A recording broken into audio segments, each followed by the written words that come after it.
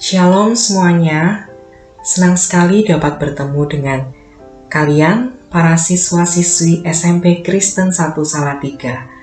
Ya, perkenalkan, nama saya Jeffrey Nugroho. Kalian bisa panggil saya dengan Kak Jeffrey. Ya, tentunya baik ya kabar kalian semua ya. Ya, puji Tuhan ya.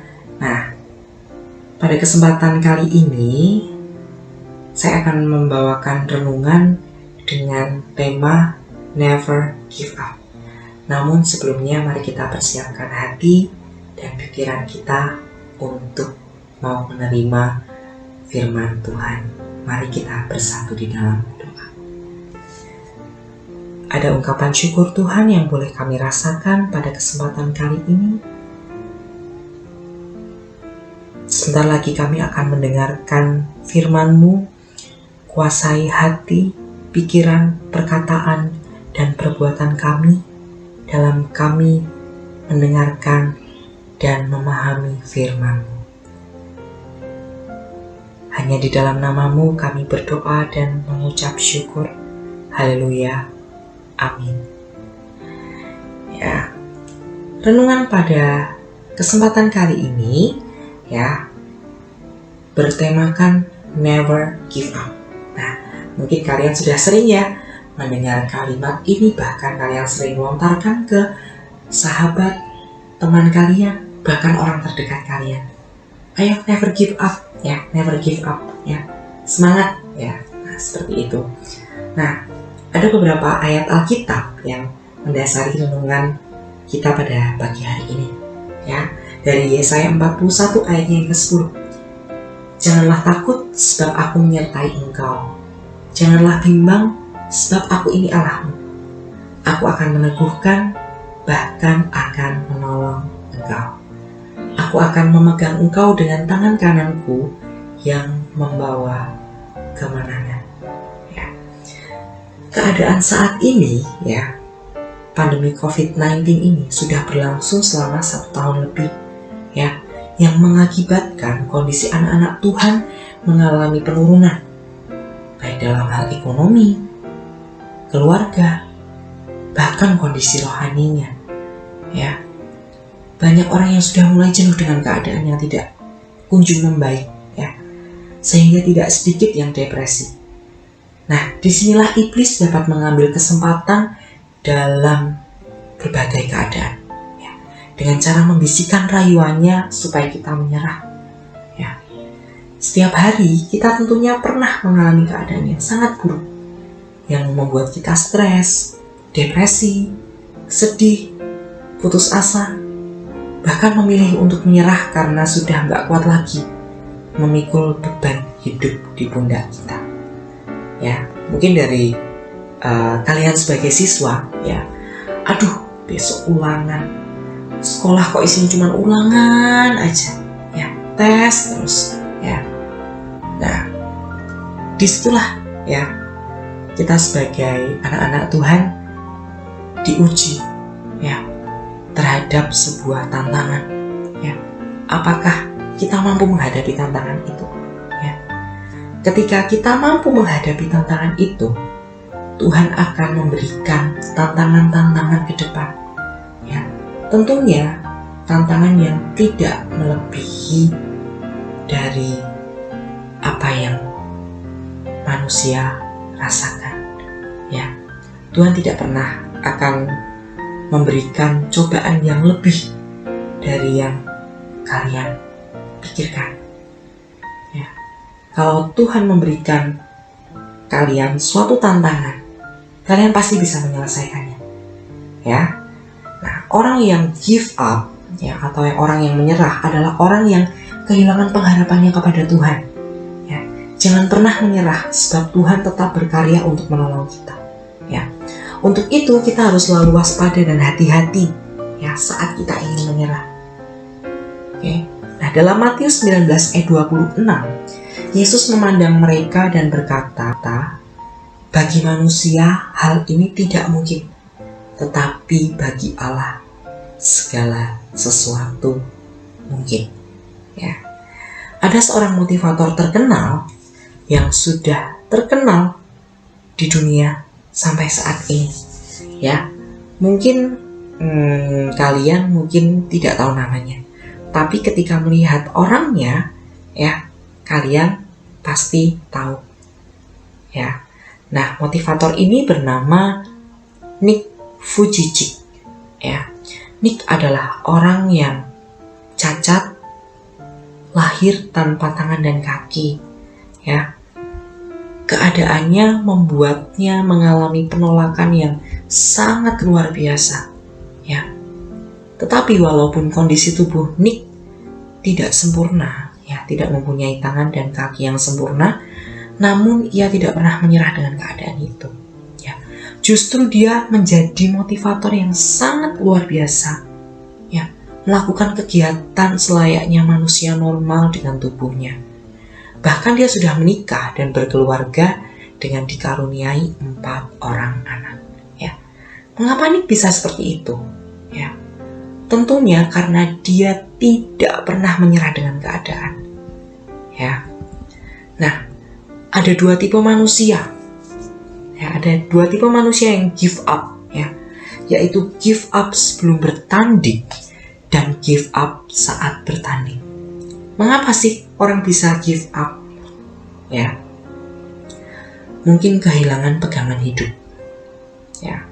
Ya, apapun pegangan hidup kalian, apa yang menjadi pergumulan kalian, beban kalian, ya, itu bisa membuat kalian menyerah. Ya, kemudian kalian bisa kehilangan tujuan atau arah. Ya, sudah merasa nggak sanggup lagi. Ya, nggak kuat menghadapi masalah atau tekanan yang ada. Ya, atau bahkan kalian nggak mendapatkan support dari orang terdekat, atau tidak ada yang mendampingi kalian ketika kalian melalui masa-masa sukar. Ya, kalian merasa, aduh, aku nih lagi susah, tapi kok aku sendiri ya? Ingat, Tuhan selalu beserta dengan kita. Ya, kata give up ini, ya, terjadi bukan ketika kita sudah menginjak dewasa.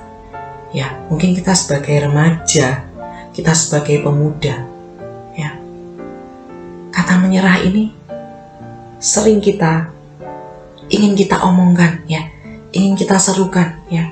Mungkin ketika kita nggak bisa matematika, misal aku nggak suka matematika, ya. Aduh, besok ujian matematika, kayak gimana, ya? Kayak gimana? Aku harus seperti apa? Ya, udahlah, aku nyerah aja lah, nggak lulus ya udah, ya. Bukan seperti itu yang dimau oleh Tuhan, ya. Bukan seperti itu, ya. Tetapi kita diminta untuk tetap semangat dalam menjalani kehidupan ini, karena hidup terus berjalan, ya. Bahkan di dalam Alkitab, ya, ada Nabi Elia, ya, yang sangat luar biasa dipakai Tuhan, ya. Elia adalah nabi yang pernah hampir menyerah ketika sesuatu terjadi kepadanya. Nabi Elia baru saja melakukan tindakan yang sangat dahsyat dengan mengalahkan 450 nabi Baal. Ya, namun ketika dikejar-kejar oleh Isabel, Elia lari ketakutan dan ingin mati. Ya, Elia mengalami ketakutan yang mengakibatkan dia putus asa dan hampir menyerah. Ya, kisah Elia itu manusiawi. Ya, namun jangan lupa bahwa Allah selalu menyertai anak-anaknya supaya sanggup mengatasi masalah dan mengalami kemenangan. Nah, ketika kita hampir menyerah, ya, ingatlah, ya, ada 3 hal yang perlu kita ingat ketika kita hampir merasa menyerah, ya. Ingatlah bahwa yang terbaik yang akan datang, sebab Tuhan belum selesai dengan kita. Ya, saya ulangi lagi. Yang pertama adalah ketika kita hampir menyerah, kita harus mengingat bahwa yang terbaik akan datang, sebab Tuhan belum selesai dengan kita. Ya, yang kedua adalah ketika kita hampir menyerah, ingatlah bahwa perlindungan, kekuatan, dan pertolongan itu hanya berasal dari Tuhan. Ya. Kemudian yang ketiga, ketika kita hampir menyerah, ingatlah bahwa pray until something happens. Ya. Berdoa dengan tidak jemu-jemu akan menghasilkan mujizat. Ya. Sebab doa kita mengubah segalanya jika kita yakin dan percaya. Ya. Target Tuhan adalah diri kita, bukan pencapaian kita. Ya. Sebagai orang yang percaya kepada Tuhan Yesus dalam menghadapi masalah dan situasi di setiap aspek kehidupan, kita memiliki janji Tuhan. Ya. Janji penyertaan yang merupakan jaminan kita untuk meraih kemenangan. Untuk itu, tidak seharusnya kita menyerah kepada keadaan. Ya. Karena pasti akan ada jalan keluar jika kita hampir ingin menyerah. Ya. Yaitu bahwa yang terbaik akan segera datang. Sebab Tuhan belum selesai dengan kita. Perlindungan, kekuatan, dan pertolongan hanya berasal dari Tuhan. Dan yang tidak kalah penting adalah berdoalah. Tetaplah berdoa. Mintalah kepada Tuhan. Ya. Nah, untuk itu, ya, seberapa besar dan berat pun keadaan yang kita alami, jangan pernah kita menyerah. Tapi kita harus never give up. Ya. Karena ada tangan Tuhan yang akan selalu menyertai dan menolong kita. Apapun kesulitan kita, apapun yang menjadi pergumulan kita, berdoalah kepada Tuhan dengan sungguh-sungguh dan never give up. Kiranya renungan pada kesempatan kali ini dapat menguatkan kita untuk selalu never give up. Mari kita bersatu di dalam doa. Tuhan, kami tahu Tuhan kami adalah manusia yang sangat lemah di hadapan-Mu. Tetapi Engkau selalu menguatkan kami. Apapun yang kami hadapi, apapun yang menjadi pergumulan kami, Tuhan, Engkau selalu tahu. Engkau selalu menolong kami dalam menjalani setiap pergumulan dan masalah kami. Dan mampukan kami selalu untuk menghadapinya, untuk tidak pernah menyerah menghadapi apapun yang ada di hadapan kami dan yang menghalangi kami, Tuhan. Kami sangat percaya, Tuhan, akan kuasa-Mu. Berkati aktivitas-aktivitas kami selanjutnya, Tuhan. Hanya di dalam nama-Mu kami berdoa dan mengucap syukur. Haleluya. Amin. Selamat melanjutkan aktivitas. Tuhan Yesus memberkati kita semua. Sampai jumpa kembali.